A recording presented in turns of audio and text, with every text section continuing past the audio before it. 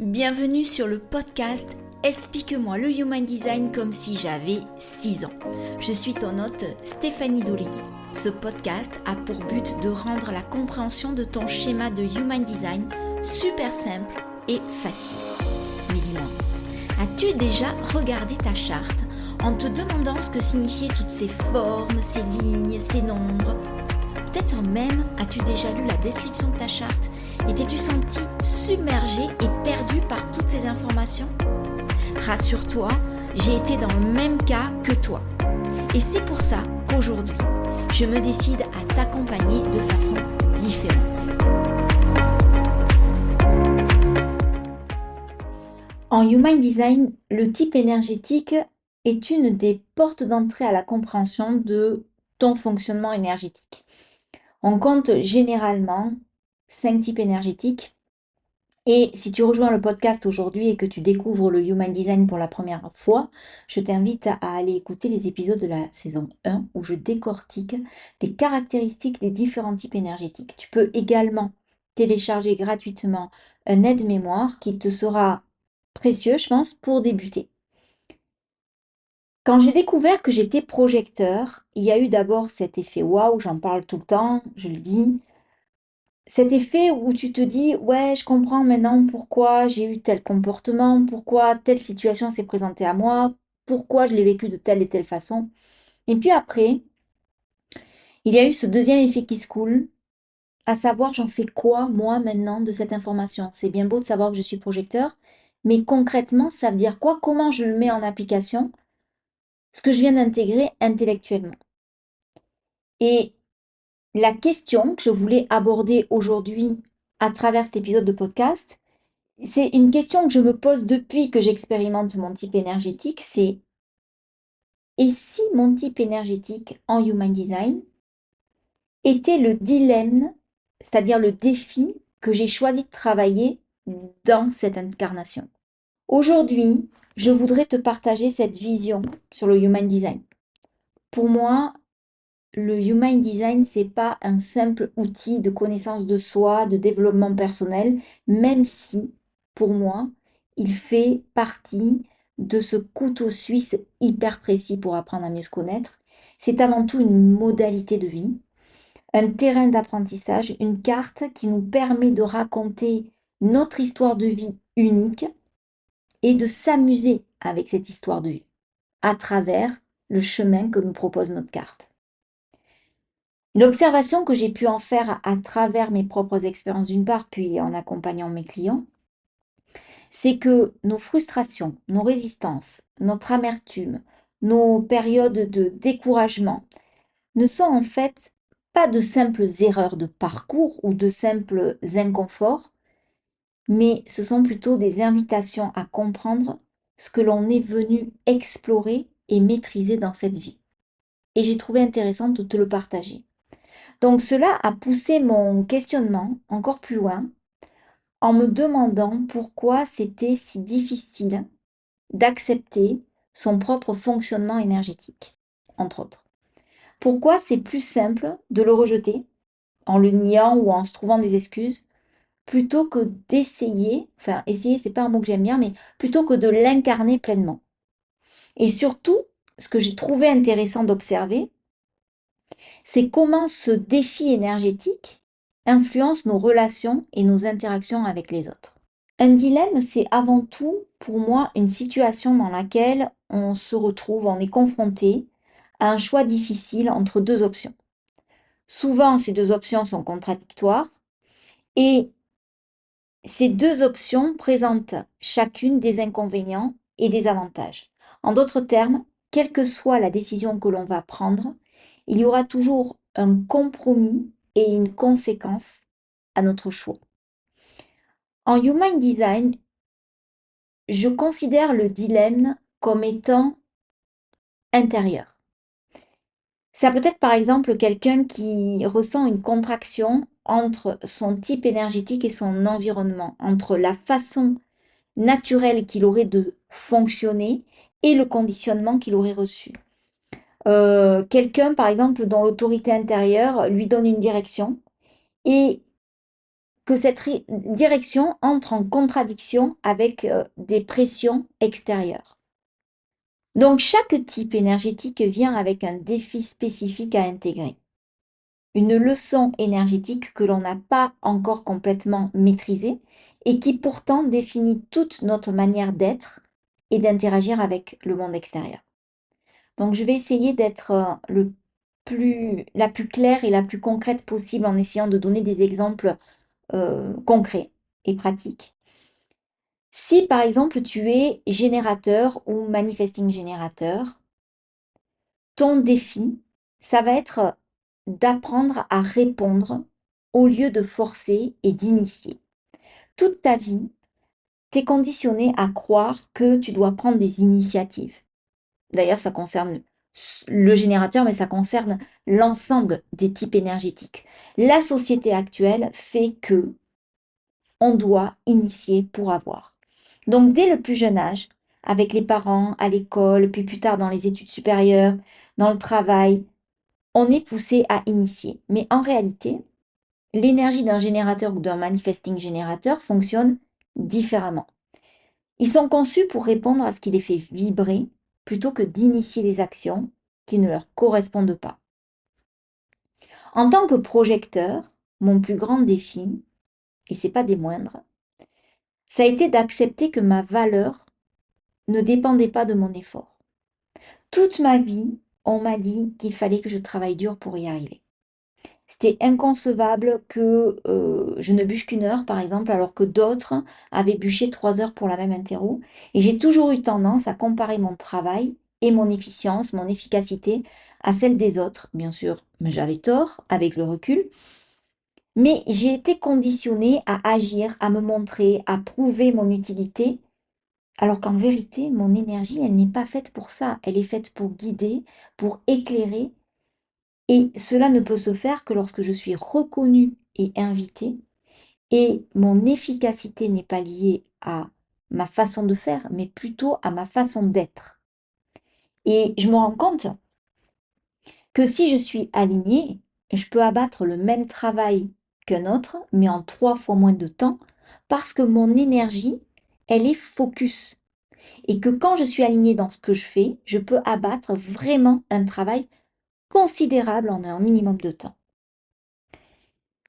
Si tu es manifesteur, ton défi énergétique que tu es venu résoudre, c'est comment initier l'action sans générer de résistance. Tu as cette capacité rare de démarrer les choses, de faire bouger l'énergie. Mais si tu n'informes pas les autres, tu vas déclencher des réactions inattendues qui peuvent freiner ton expansion. Et c'est là que réside l'une des subtilités liées à ton fonctionnement. Si tu es réflecteur, ton défi à toi, ça va être d'accepter que ton identité est mouvante et que ton environnement te façonne. Contrairement aux autres types, tu ne peux pas t'appuyer sur une structure fixe et ça peut être déroutant. Mais c'est aussi une force immense, car tu as cette capacité qui n'appartient qu'à toi, puisque tu représentes que 1% de la population, donc c'est quand même un type énergétique assez rare, à ressentir profondément le climat énergétique d'un groupe, d'un lieu ou d'une relation. Et ce que j'ai pu remarquer à travers ma propre expérimentation, ma propre observation, mes accompagnements, que beaucoup en fait sont en rejet de leur propre fonctionnement énergétique, donc sont en rejet de leur type énergétique. Parce que l'incarnation, ça demande une décision et un engagement. Et c'est souvent qu'elle va à l'encontre des conditionnements sociétaux. Beaucoup de personnes, je pense, pensent que comprendre leur Human Design va suffire à transformer leur vie en un claquement de doigts. Mais c'est pas comme ça que ça fonctionne. Si ça avait été comme ça, tout le monde connaîtrait le Human Design et ça serait fluide. On aurait besoin de rien résoudre du tout. En Human Design, une notion qui est essentielle, c'est la notion d'alignement. J'en ai déjà parlé dans l'épisode 34. D'ailleurs, je t'invite à aller l'écouter si tu ne l'as pas fait. Et pour moi, l'alignement, c'est un processus. C'est pas une destination. Et ce processus, il demande du temps Et ce temps, il commence d'abord par quelque chose qui est pour moi ultra important, c'est l'acceptation. Accepter que tu es au début du chemin ou que tu es en chemin. Accepter que ton énergie fonctionne d'une certaine manière et que tu ne peux pas forcer ton design à être autre chose. On est unique. Se forcer à être qui on n'est pas demande une dépense d'énergie colossale et n'apporte rien de bon que des résistances. Accepter donc sa propre unicité, mais aussi celle des autres. Accepter que le monde extérieur ne va pas forcément toujours valider ton mode de fonctionnement. Accepter que parfois, mieux vaut en faire moins pour le faire mieux. Et le problème, c'est que dans notre société, tout, je dis bien tout, nous pousse à l'uniformisation, à la normalisation. On est conditionné dès l'enfance dans l'idée que pour appartenir à un groupe, il faut se conformer. Écouter, obéir aux figures d'autorité, travailler dur pour être reconnu, ne pas être trop lent, mais ne pas être trop rapide, ne pas être trop silencieux, mais à la fois ne pas être trop bruyant. Donc rester tout le temps dans cette normalité, dans cette zone de tiédeur, où on a l'impression qu'on va être une majorité. Or, en Human Design, c'est exactement l'inverse. Plus tu incarnes ton unicité, et plus tu vas trouver ta véritable place. Mais voilà, assumer sa différence, c'est quelque chose d'effrayant. C'est là qu'on touche pour moi à un point crucial, il me semble, et j'en parle en toute honnêteté et en toute transparence parce que je l'expérimente moi-même au quotidien, c'est la peur d'être différent et par conséquent la peur d'être rejeté. On confond souvent appartenir à un groupe et se fondre dans la masse. Et c'est l'une des raisons pour moi euh, pour lesquelles il est si difficile d'incarner son design. Un générateur ou un manifesting générateur qui a peur de ne pas être utile, par exemple, euh, un générateur ou un manifesting générateur, il est fait pour répondre. Son énergie, elle se met en mouvement quand il se sent appelé par quelque chose qui le fait vibrer. Mais dans notre société, on valorise l'action à tout prix. Donc le résultat, c'est quoi? C'est que beaucoup de générateurs ou de manifesting générateurs qui ont été conditionnés à croire que pour être valorisés, ils devaient toujours dire oui, toujours être occupés, toujours à produire, eh bien, à toujours vouloir dire oui à tout, ils finissent par s'épuiser, par devenir frustrés, par ne plus ressentir de plaisir dans leur travail. Et derrière, il y a cette peur consciente et constante de ne pas être utile s'ils commencent à choisir ce qui les fait réellement vibrer et ce qui leur fait réellement du bien. Il est donc important pour un générateur ou pour un manifesting générateur de prendre conscience de cette frustration comme un signal d'alerte qui lui montre qu'il n'est pas aligné, d'oser dire non aux sollicitations qui ne résonnent pas pour lui et de faire confiance à son sacral et d'attendre un vrai appel au lieu de se forcer à faire les choses. Mais pour en arriver là, il doit d'abord accepter que son énergie ne fonctionne pas comme on le lui a appris. Et ça, c'est hyper important. Pour le projecteur, c'est la peur de n'être ni vu ni reconnu. Pour que l'énergie d'un projecteur soit pleinement valorisée, il doit être reconnu et invité. Et le rôle du projecteur, c'est de guider les autres, mais ça fonctionne que lorsque les conseils sont demandés et appréciés. Le problème, c'est que beaucoup de projecteurs sont frustrés de ne pas être reconnus et vont essayer de forcer la reconnaissance en partageant leur sagesse sans y être invités. Et du coup, c'est l'effet inverse qu'ils vont obtenir. Et je sais de quoi je parle. Un manifesteur qui a peur d'être rejeté, lui, il va s'auto-limiter et ne plus oser initier ses projets. Un manifesteur, il est fait pour initier. Il est fait pour impulser des changements et ouvrir des portes. Mais cette énergie, elle peut faire peur aux autres parce qu'elle est intense, elle est imprévisible, elle marche par impulsion. Donc le résultat, c'est que beaucoup de manifesteurs sont bridés très tôt dans leur vie parce qu'on confond désir d'autonomie et de liberté avec effronterie, condescendance. On va leur exiger d'être moins brusque, d'être moins impulsif, de demander la permission pour tout. Et on va, certains manifesteurs vont finir par se limiter eux-mêmes. Et il est important pour un manifesteur d'accepter que son rôle, c'est d'impulser les changements, d'informer, certes, mais pas forcément de demander la permission. L'information est très très importante, primordiale pour les manifesteurs. Le réflecteur qui a peur d'être instable va s'accrocher à des identités fixes qui lui correspondent absolument pas. Il va s'amuser à jouer le rôle de sa vie et il va passer à côté de qui il est vraiment, c'est-à-dire un être changeant, malléable, qui a cette capacité de jouer les caméléons et de s'adapter en fait à son environnement. Parce que dans notre société, être stable, c'est la norme. Avoir une famille, avoir une maison, avoir un boulot pendant 30 ans, le même, on ne change pas. Alors que le réflecteur, il doit accepter sa nature cyclique comme étant sa propre normalité. Donc pour moi, l'acceptation, c'est la clé du changement. Là où il y a de la résistance, il y a un travail d'acceptation à faire. Accepter ton propre rythme, accepter tes besoins spécifiques, accepter que ton design ne correspond pas aux attentes de la société.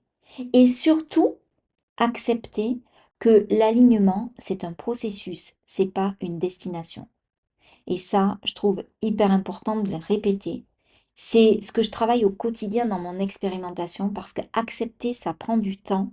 Et souvent, je suis rattrapée par ma propre impatience.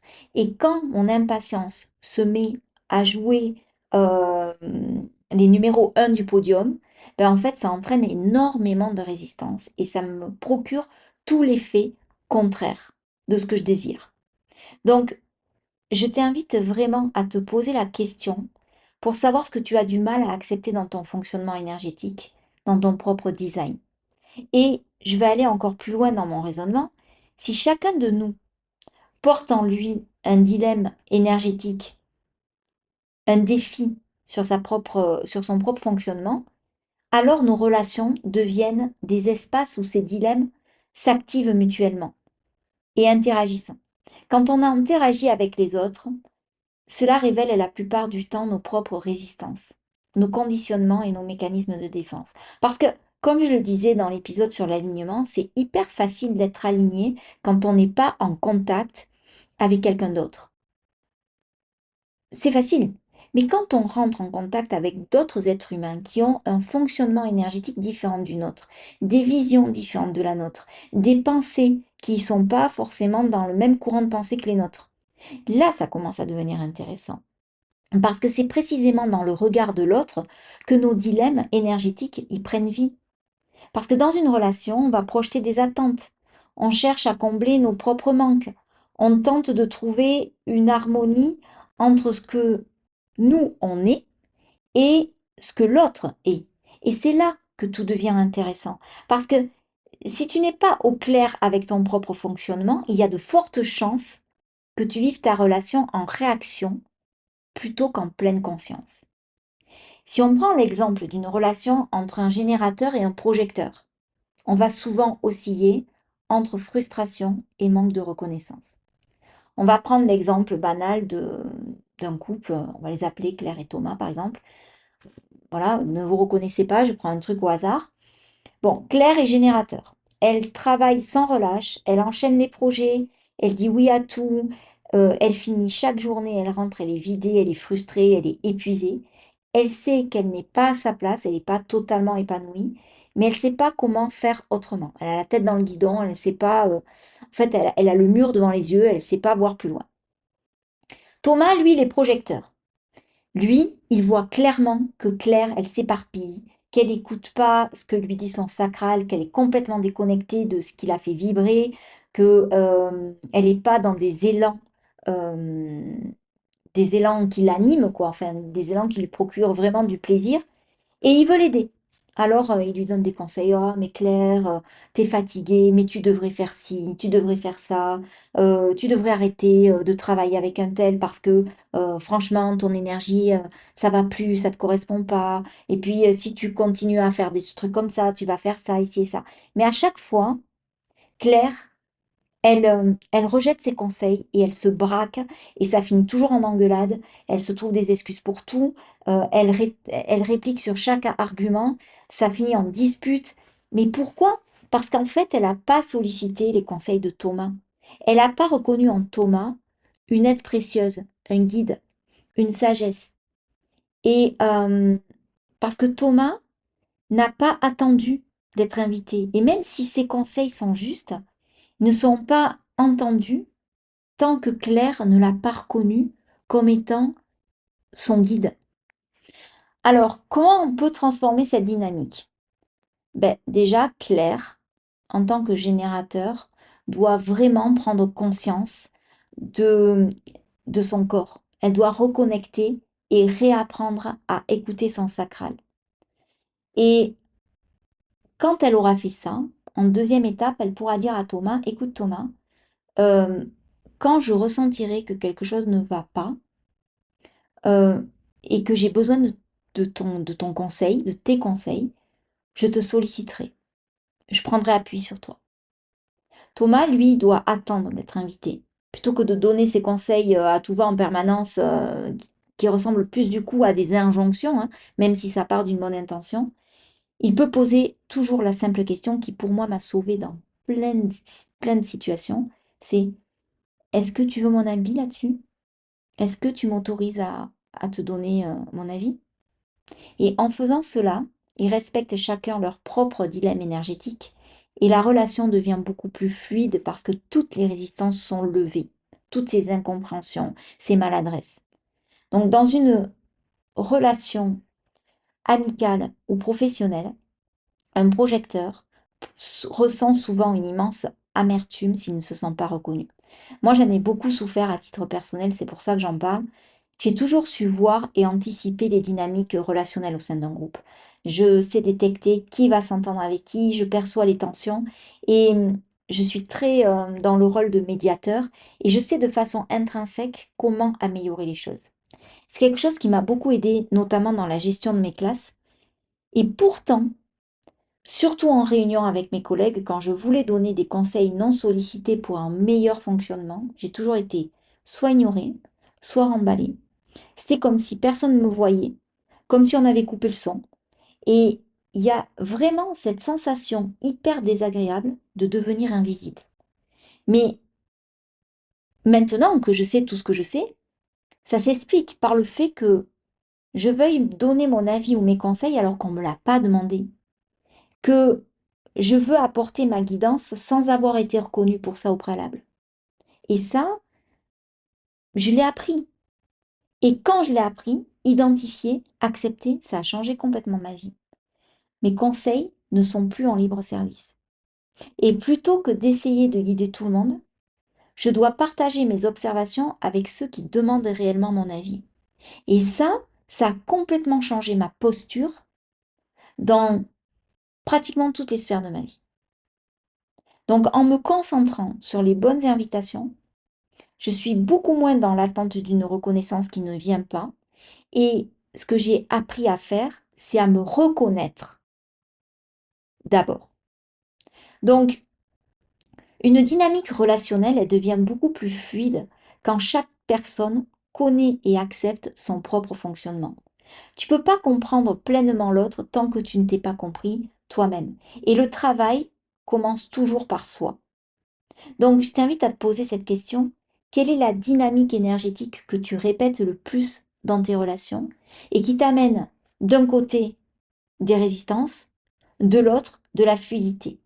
Et c'est en comprenant ton propre dilemme, ton propre défi, que tu comprendras aussi mieux celui des autres. Et c'est là, pour moi, que la transformation commence. Parce que, je le répète tout le temps, et il n'y a pas que moi qui le dis, en développement personnel, tout part de soi. Avant d'essayer de changer les relations, il faut se comprendre soi-même et essayer de changer soi-même. Être l'exemple pour soi et pour l'autre. avant d'attendre une reconnaissance extérieure, il faut s'offrir cette reconnaissance à soi-même. Et avant d'essayer de s'adapter aux autres, il faut accepter son propre fonctionnement qui n'est pas forcément le fonctionnement de l'autre. Et la clé, ici, ce n'est pas de chercher à être quelqu'un d'autre. C'est d'expérimenter son propre design, d'accepter son propre rythme et sa propre énergie, et de voir ce qui se transforme dans sa vie quand on arrête de lutter contre soi-même. Et cela en vient à se demander si notre plus grand défi ne serait peut-être pas aussi notre plus grande force. J'en suis à ce niveau-là de réflexion. Et j'aimerais bien avoir ton avis sur la question. Je te remercie d'avoir pris le temps d'écouter cet épisode. Si cette approche t'a parlé, expérimente-la, partage-la autour de toi, parce qu'au final, pour moi, le Human Design, c'est pas de le comprendre, c'est de le vivre. Et je t'invite à évaluer cet épisode. Tu mets 5 étoiles parce que c'est une bonne façon de promouvoir le podcast et le Human Design à une plus grande audience, une plus grande échelle. N'hésite pas à me partager sur Instagram ou par mail ton expérience parce que moi, l'échange, c'est ce qu'il y a de plus précieux, ça nourrit ma ligne 4. Si tu veux en savoir plus sur ton fonctionnement énergétique, le manuel 100% personnalisé reste la référence. Et si mon énergie t'appelle et que tu as une problématique particulière à résoudre ou que tu veux un suivi coaching sous le prisme du Human Design, le one-on-one reste la solution idéale. Tu trouveras les liens dans les notes de l'épisode.